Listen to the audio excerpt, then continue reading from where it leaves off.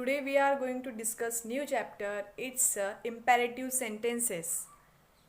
If you are new today, then subscribe my channel Lalita Bhosle, and if you regularly watch my videos, then please put the button like, and if you think that this video is useful for someone, then share to others. So now we start imperative sentences. It means what? When you say someone, come on, it means what? We are trying to say that come fast, come here. Okay? When you say take care of yourself, it means what? You should take care of you. It's an advice. We are trying to say take care of you. This type of sentences means we are trying to say someone to do something. It's called imperative sentences. In that sentences, we don't use subject.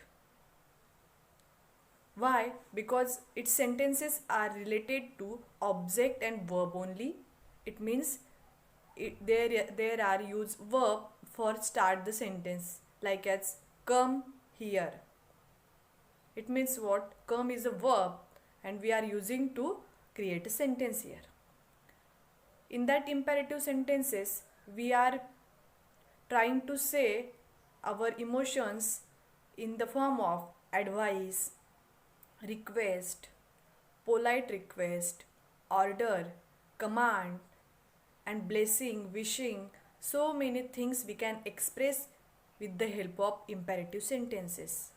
So today we are going to learn this new chapter. It's imperative sentences, and I want to tell you so many sentences to understand what is the use of imperative sentences and how can we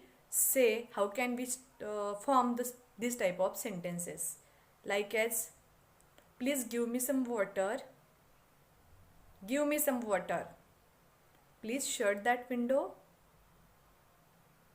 please close this book, will you open your book, can you give me some water, could you give me some drink. This type of sentences show the request, advice, and order. So we are going to discuss this chapter in Marathi also, because so many students relates to Marathi, they can't understand what I am saying. So now I am to tell you in Marathi. Imperative sentences काय असतात? Imperative sentences म्हणजे असे वाक्य की जी आज्ञा, विनंती, सल्ला, मार्गदर्शन, हुकूम किंवा आपली प्रार्थना, ब्लेसिंग, आशीर्वाद असं दाखवण्यासाठी वापरले जातात. आणि या वाक्यांमध्ये क्रियापदाचा वापर केला जातो. या वाक्यांमध्ये कर्ता नसतो. या वाक्यांमध्ये कर्ता गृहीत धरला जातो. जेव्हा आपण समोरच्याला सल्ला देतो, तो समोरचा व्यक्ती तू आहे, म्हणजे ऐकणारा आहे, तो आपल्याला माहिती आहे असं आपण गृहीत धरतो. म्हणून आपण या वाक्यात कर्त्याचा वापर करत नाही. कर्ता न वापरता आपण हे वाक्य तयार करत असतो. एखाद्या वेळेस आपण यू वापरतो. याचा हिडन किंवा दिसणारा किंवा असणारा एकच कर्ता असतो, तो यू असतो. आणि एक याच्यातला नियम म्हणजे लेट हे क्रियापद आहे. कम, गो अशा क्रियापदाने वाक्याची सुरुवात केली जाऊ शकते. आणि विनंती करताना आपण प्लीज वापरू शकतो. आणि प्लीज न वापरता अजून चांगल्या पद्धतीने नम्र विनंती करायची असेल तर वूड, कुड, विल, कॅन असे शब्द वापरून आपण आपली रिक्वेस्ट पोलाईट असल्याचं दाखवू शकतो.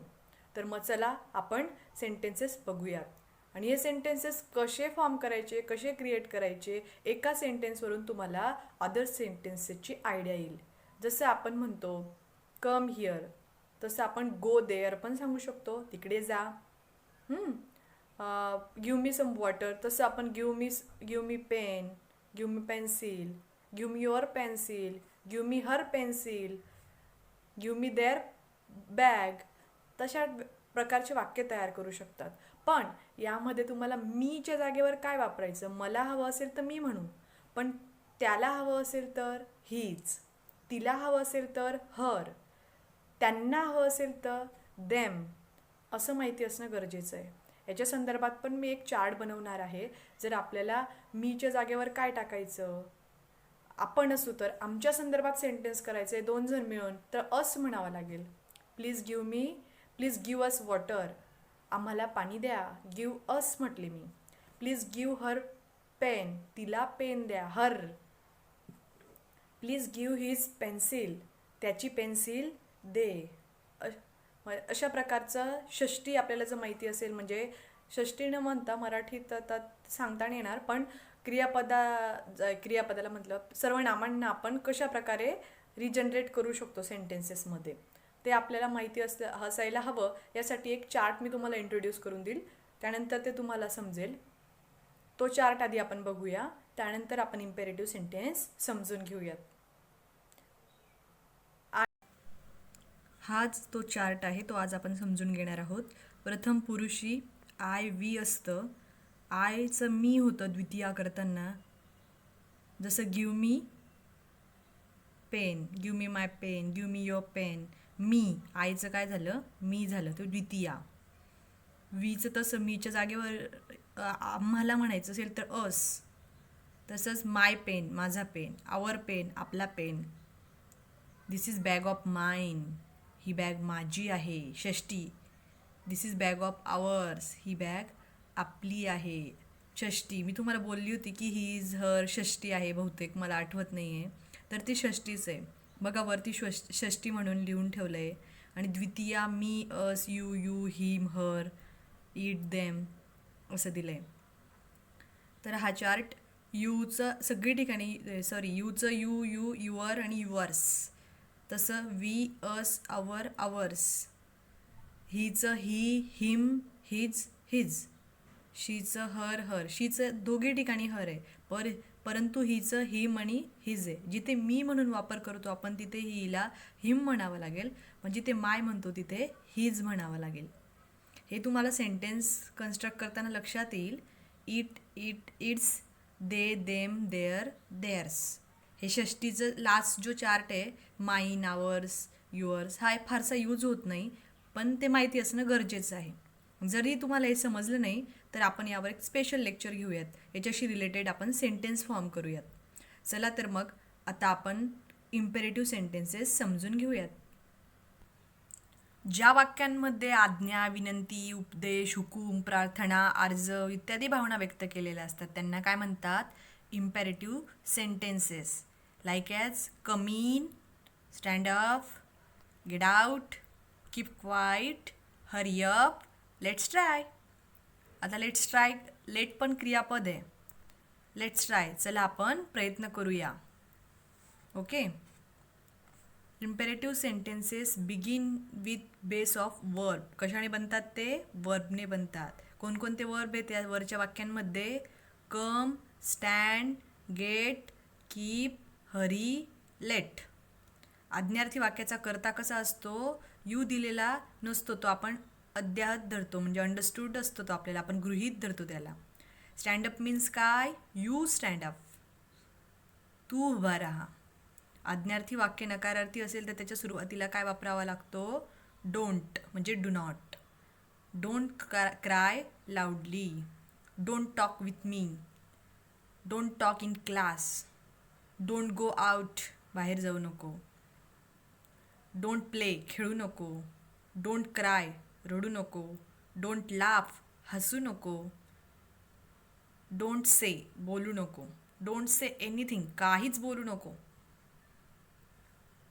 डोंट गो, जाऊ नको, डोंट गो आउट, बाहेर जाऊ नको, डोंट वॉच टी व्ही बघू नकोस, डोंट कम इन क्लास, वर्गात येऊ नकोस.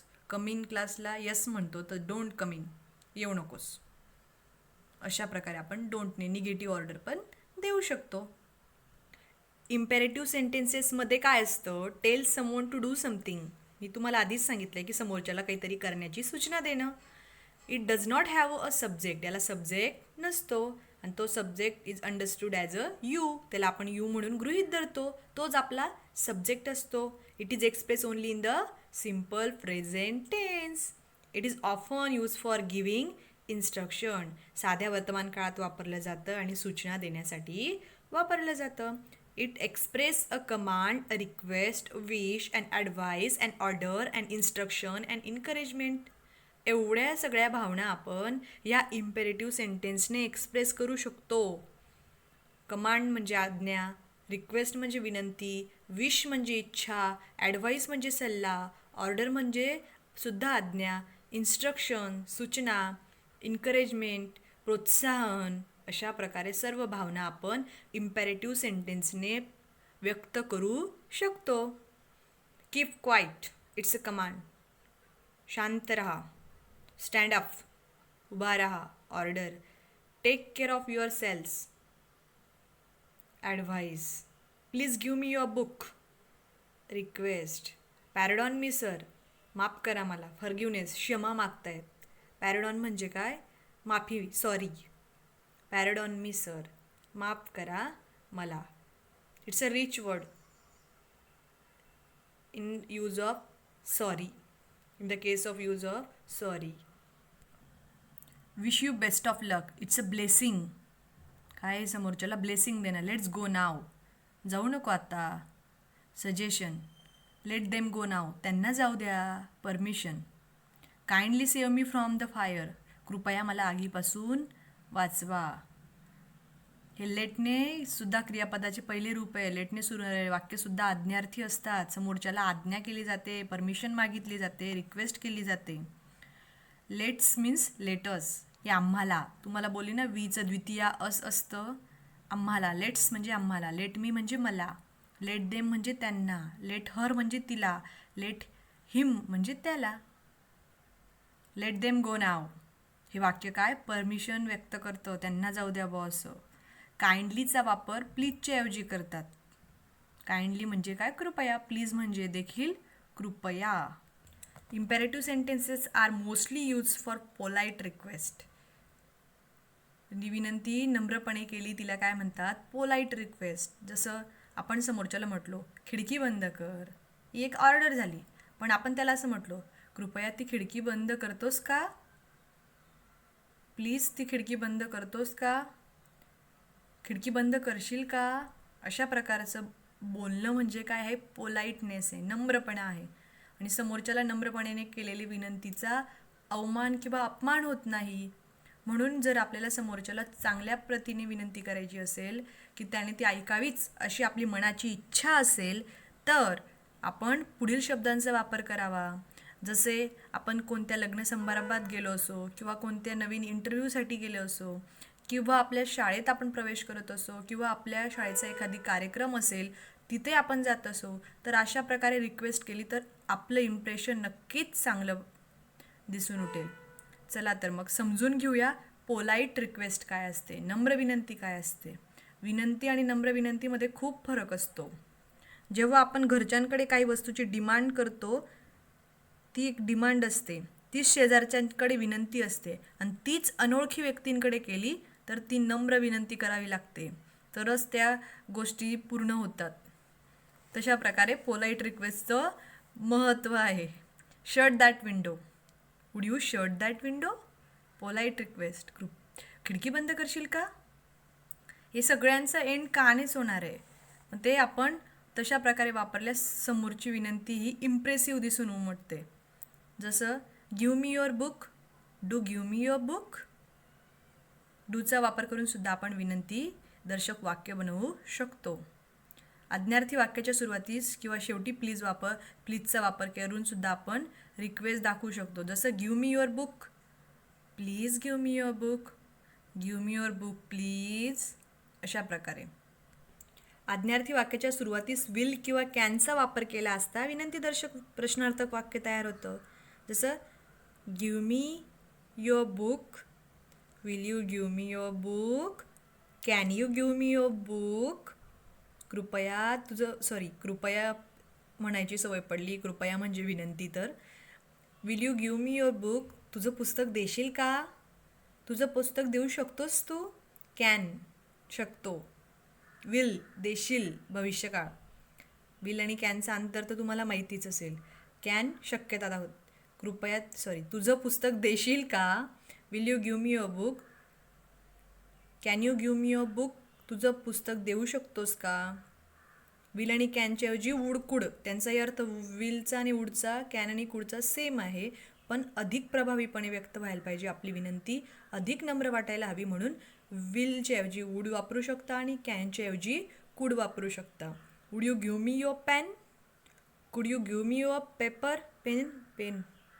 अशा प्रकारे आपण समोरच्याला रिक्वेस्ट करू शकतो.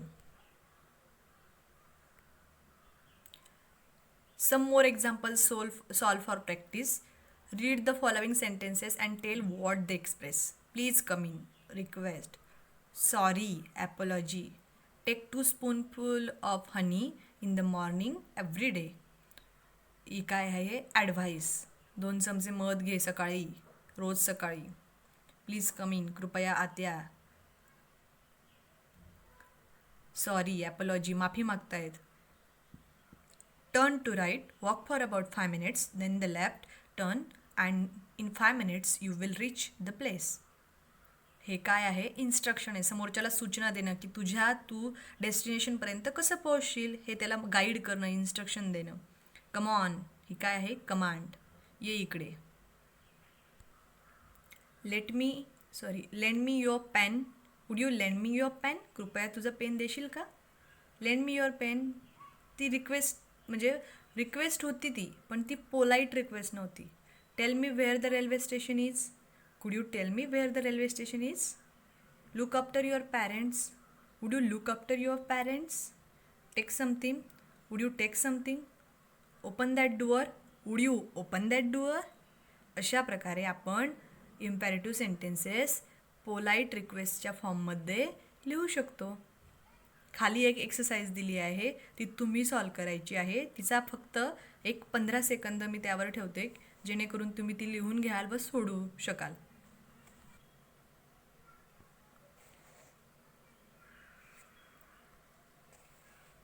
आजचं लेक्चर तुम्हाला कसं वाटलं? जर तुम्हाला जास्तीत जास्त इंग्लिशचा वापर करून शिकायला आवडत असेल तर तसं मला कमेंटद्वारे कळवा. जर मराठी प्लस इंग्लिश अशा पद्धतीने आवडत असेल तर तसं देखील सांगा. आणि जर जी मी पद्धत यूज करते ती अगदी योग्य आहे असं वाटत असेल तर तेही मला कमेंटद्वारे कळवा. आणि जास्तीत जास्त हा व्हिडिओ शेअर करायचा प्रयत्न करा, जेणेकरून माझा प्रयत्न म्हणजे माझ्या या व्हिडिओची माहिती इतरांपर्यंत पोहोचेल. चॅनलला सबस्क्राईब करा आणि पुन्हा भेटूया.